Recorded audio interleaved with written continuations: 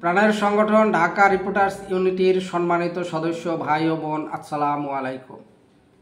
আপনারা জানেন, প্রতি বছরের ন্যায় এবছরও আমাদের সংগঠনের কার্যনির্বাহী কমিটির বার্ষিক নির্বাচন আগামী 30শে নভেম্বর অনুষ্ঠিত হতে যাচ্ছে।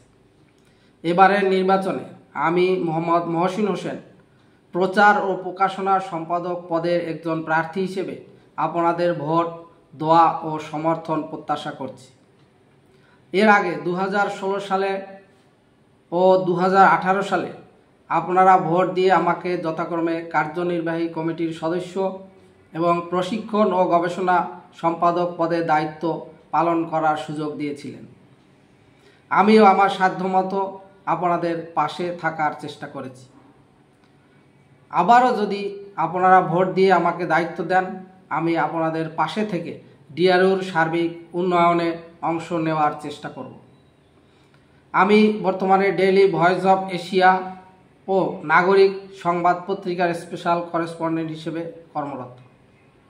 এর আগে আমি দীর্ঘদিন BanglaNews24.com-এ স্পেশাল করেসপন্ডেন্ট, bbarta24.net, barta24.net, primenews.com-এ চিফ রিপোর্টার হিসেবে দায়িত্ব পালন করেছি। এছাড়া দৈনিক আজকালের খবর ও দ্য এডিটর.net-এ বিএনপি ও জামাত বিটের সিনিয়র রিপোর্টার হিসেবে কাজ করেছি।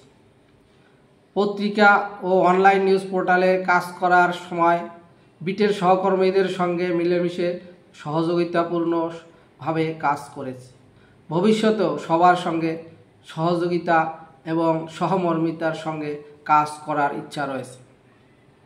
আমি আশা করি এবারের নির্বাচনে প্রচার ও প্রকাশনা সম্পাদক পদে আমাকে একটি ভোট দিয়ে জয়যুক্ত করে আপনাদের পাশে থাকার সুযোগ করে দেবেন। আপনারা সবাই ভালো থাকুন, সুস্থ থাকুন। সবাইকে ধন্যবাদ।